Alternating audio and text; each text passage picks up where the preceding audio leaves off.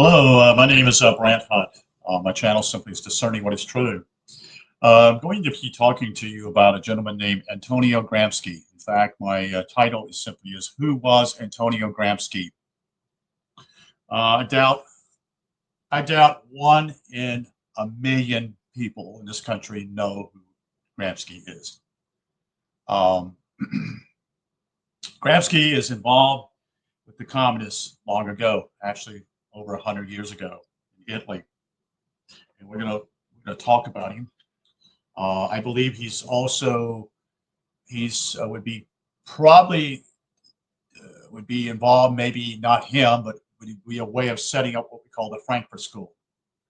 And also, I wonder if he has what we call the background, what we call the critical theory. That's how the communists in the 1920s and 30s and 40s, even in the 50s, would just simply criticize everything that the American government did or whatever the people were, to just simply as though, okay, you got all these problems. Yeah, but the problem with the communists, they never give any validity to what they support, you see.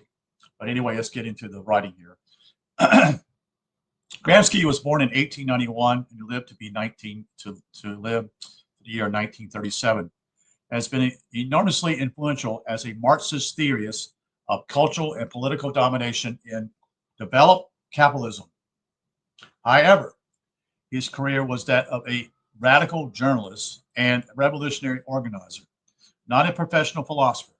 Gramsci was a socialist activist, culturally commentator, and later Communist Party leader in Italy. Most of his writings are concerned with assessing the immediate political situation and particularly the prospects for revolution to interwar Italy. Nonetheless, Gramsci was conversate with philosophical currents of the time, especially Italian neo-idealism, native intellectual and political traditions dating back to Machiavelli. Machiavelli is the one who we could say, what's the word? We won't go into that. We'll stop now. And the major currents of Marxist thought. It was only with his imprisonment by the fascist authorities that he produced his most well-known and philosophical rich text called the Prison Notebooks. The insights therein account for much of his post-humanist recognition. In the notebooks, Gramsci undertook a series of historical and theoretical reflections on the conditions for revolution in modern states, such as Italy. His whole idea, I think, was to overthrow the government. That was his whole idea.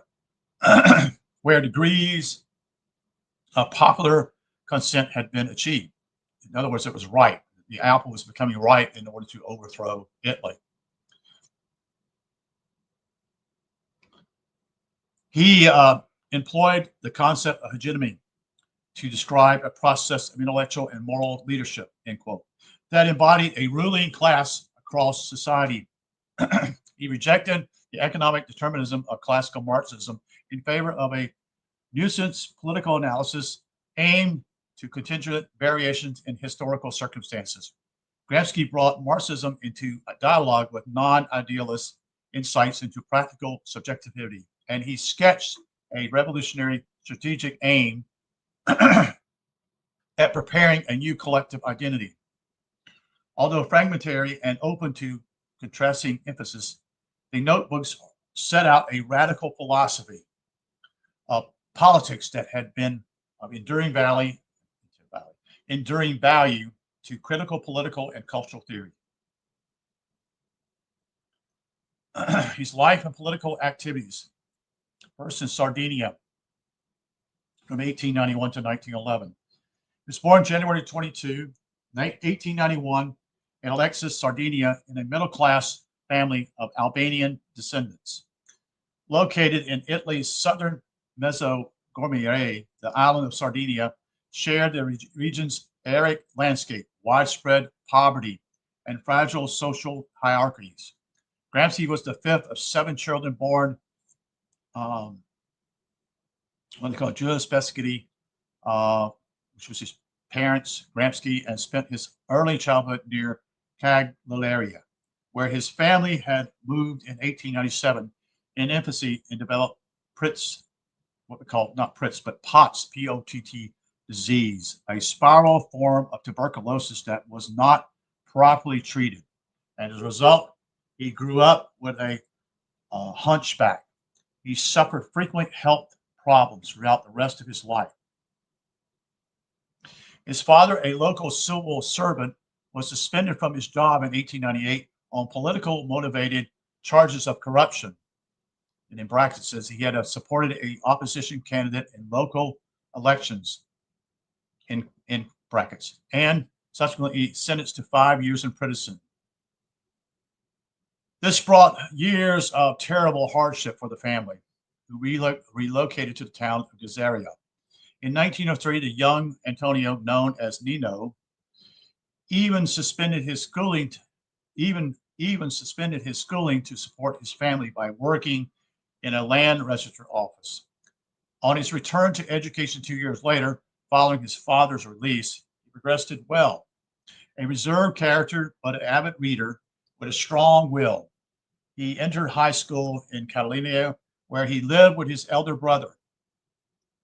Introduced him to what we call socialist literature, and he began to read Italian critics such as, we won't go into these guys at this point, as well as Karl Marx.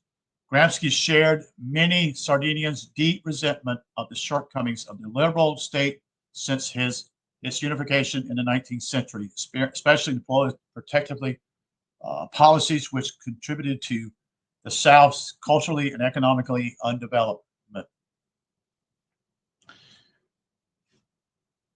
In 1911, Gramsci won a monthly stipend to support his studies at the Carlo Alberto College at University of Turin in the northern region of Piedmont.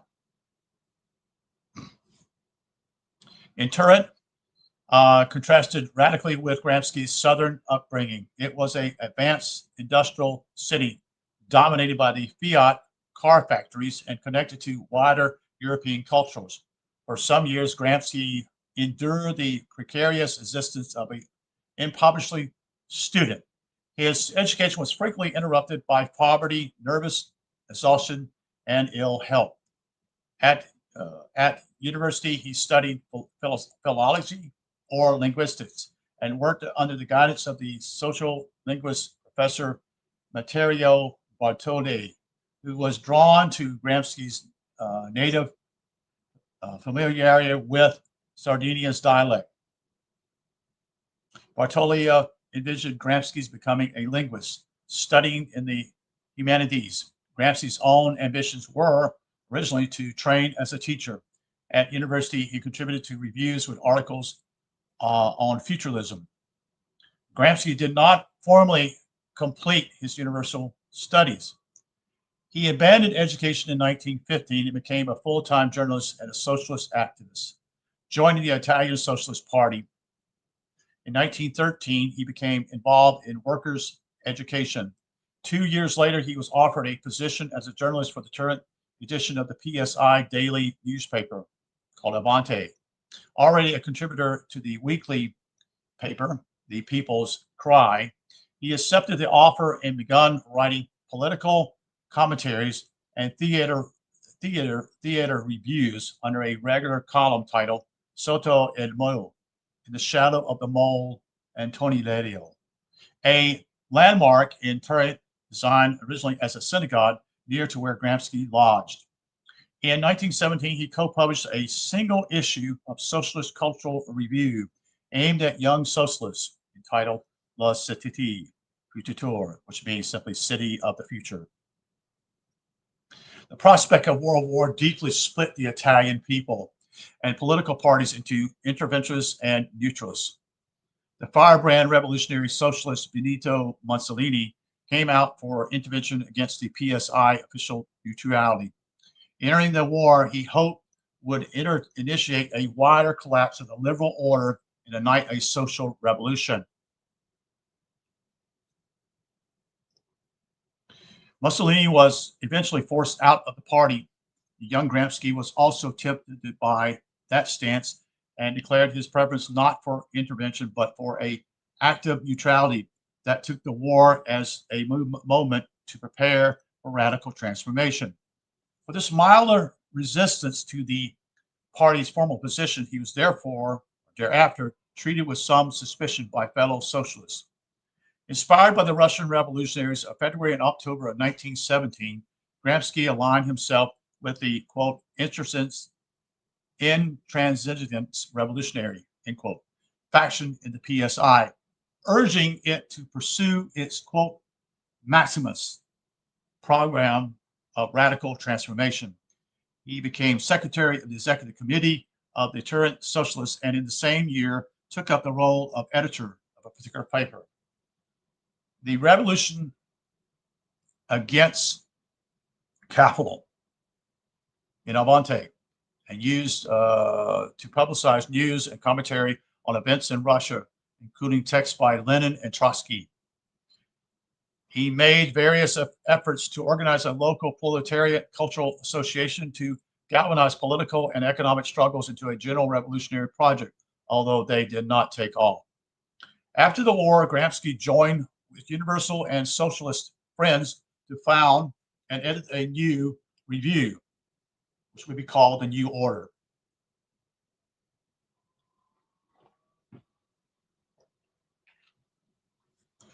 Intended initially as a journal of, quote, socialist culture, end quote, it became a medium to discuss the industrial factory struggles then underway in Turin. Gramsci presented a theory of a workers' strike inspired by the efforts at self-management by skilled workers, spurred on by the workers' disputes and factory occupations across the years of 1919 and 1920. He published writings by syndicates, thinkers, participated in debates, and set out his own views on the potential for the factories to become the locus of proletariat state institutions. After the occupation ended in defeat, Gramsci aligned with the communist faction of the PSI, calling for the party to be renewed as a revolutionary organization. In January of 1921, in Livorno, the communists formally split from PSI and established the Communist Party of Italy. Led by the militants Amendio Bordio, the new party required rigid discipline and had firm ideological roots in Marxist doctrine. So this is what he's changed it from. It's not what it's becoming more radical, more committed. Gramsci was elected to his central committee and was transformed into the party's daily paper. So he does a lot of writing. PCI, or the PCDI, remained too small to have any serious impact on events. Despite substantial success in 1919 elections, the now divided left were increasingly outwitted by the maneuvering of Mussolini and his fascist movement. Throughout 1921 and 22, fascist squads, that is, terrorized trade unions across the north of Italy, burning down their offices and sending armed gangs to violently assault workers and peasants. In October 1922, Mussolini was invited by the king to lead a coalition government, supported by conservative politicians, increasingly alarmed at the intensity of social disorder and the prospect of a workers' revolution. Next section is simply called Moscow.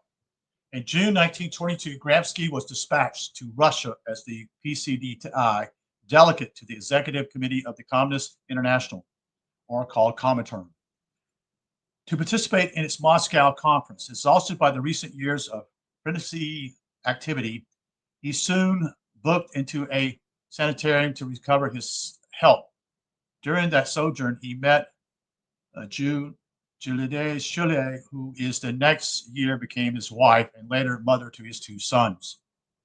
In Moscow, Gramsci was absorbed into the bureaucratic complexities of international Communist Party politics, I should say, negotiating with the committee over the PCDT relations to other left parties.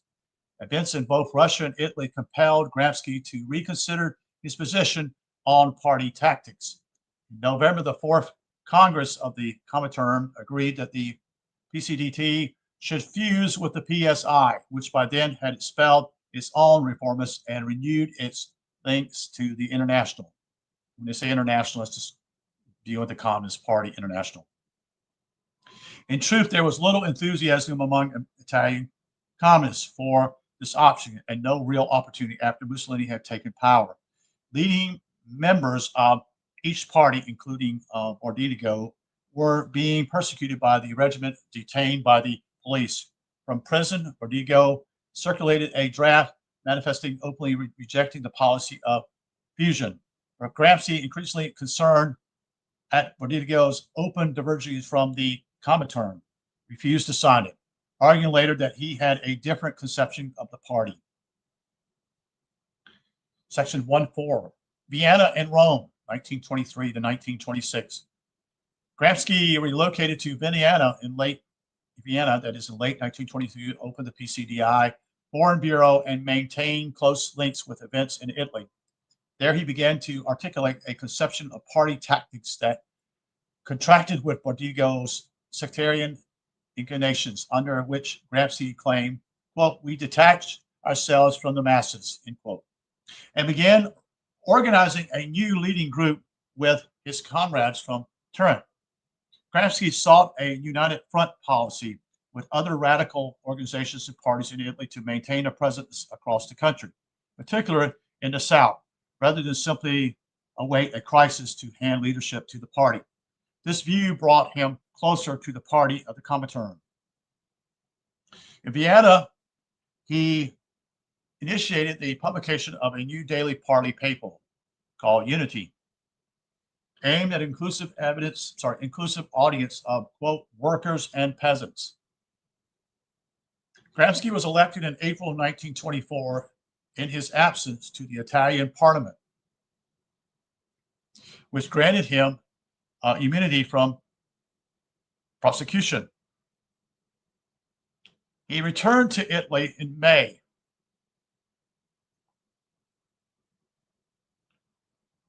And took part of the PCDI Kinesic Conference at Como, C-O-M-O. There he made clear his tactical differences with Bordigo.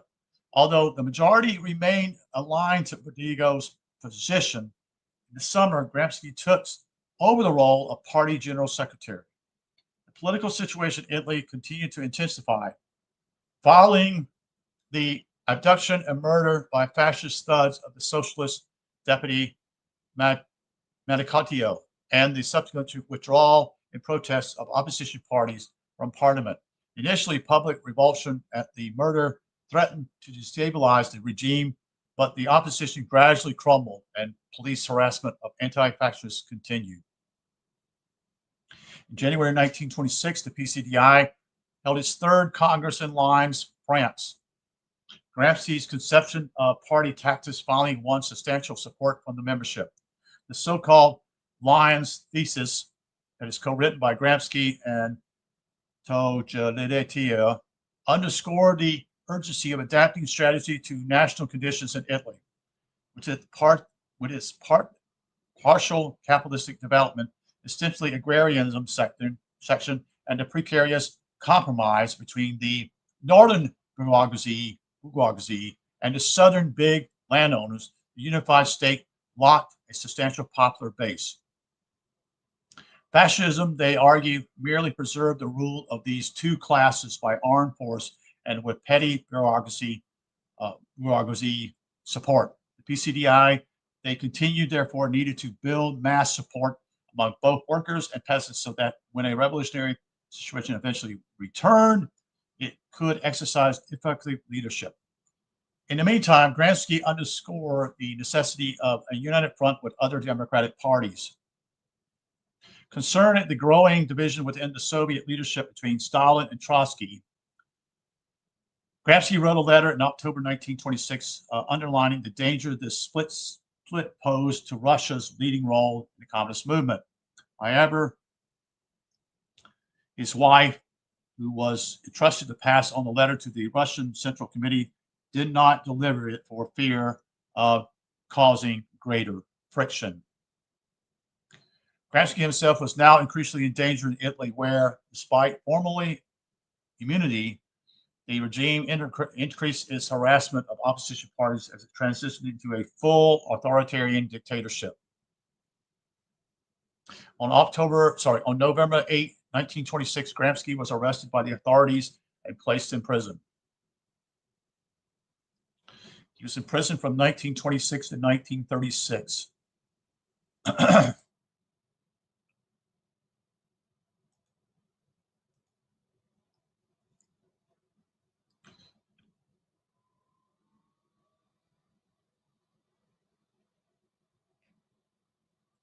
To await trial, Gramsci was transferred from Rome via Naples and Sicily to the island of Ostico, where he was confined in a private house with other communists, including Ordidio.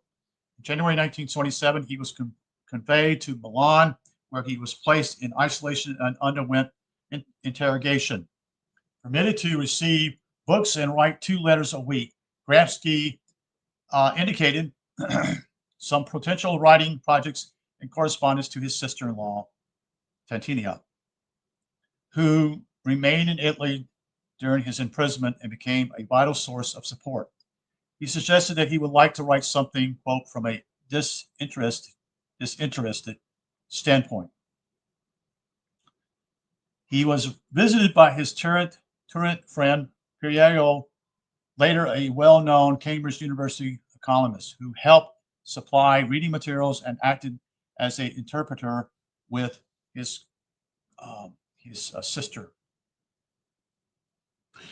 Eventually, in May of 1928, a special tribunal was held in Rome. Gramsci was sentenced to 20 years, 4 months, and 5 days in prison. But in 1932, the sentence was commuted to 12 years. The prosecutor had remarked, quote, "We must stop this brain from functioning for 20 years. Already in fragile health, he was transferred to the prison in Apullo in the region of Apullo. Later, and despite the persecutor, he was granted a cell of his own and permission to read and write. The first of his notebooks is dated February 8, 1929. Life in prison was not easy for Gramsci's health continued to deteriorate. He was badly neglected by the prison authorities, and he suffered psychologically from his isolation. Yet he was not entirely cut off from events outside.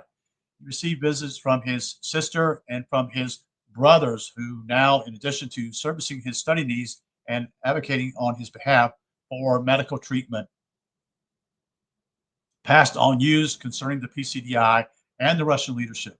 So, at the least, initially, he was not wholly unaware of changing policies and strategic decisions. The Comintern switched to in policy from 1928, the so-called third period, abandoning the United Front tactic in favor of a class insurrection on the assumption that a crisis in capitalism was imminent, denouncing potential socialist and social democratic parties as social fascists. Contrasts with Gramsci's positions supporting alliances. Gramsci's criticism of this new policy brought ostracism from other communist prisoners. Graham's correspondence, that is from his notebook, was read by the prison authorities and subject to censorship, meaning that political reference to outside events had to be muted or entirely absent. Nonetheless, he kept in regular contact with his wife and children, one of whom he had never met, and his mother. His letters often fascinating insight into his intellectual interests, personal feelings, and help during incarceration in prison, I should say. He wrote stories for his young sons and reminded about his own childhood in Sardinia. Initially, with other party members in the prison, he took part in reading groups and political conversation. However, his declining health over the years encouraged supporters to request his release or transfer to an infirmary. Gramsci refused to agree to his own conditional release if that meant renouncing all political activity. In 1933, he was firmly moved to a clinic in Formia, Formia, He continued to write, but less productive. And after 1930, mostly correspondence. At this formally, he eventually applied for and was granted conditional freedom in brackets, which enabled him to leave the grounds in the company of his sister. In August of 1935, he moved to the Quinquecentium Sanatorium in Rome, where he received visits from particular doctors and from his brothers, and where in April 1937, his sentence finally expired. By that time, he was gravely ill. On the evening of April 25th, 1937, Gramsci suffered a hemorrhage. He died in the early hours of April 27th of April. Gramsci's funeral was held the next day, and his ashes were kept locally until after the war, when they were moved to the English cemetery in Rome, where his grave remains. His sister retrieved Gramsci's 33 handwritten notebooks.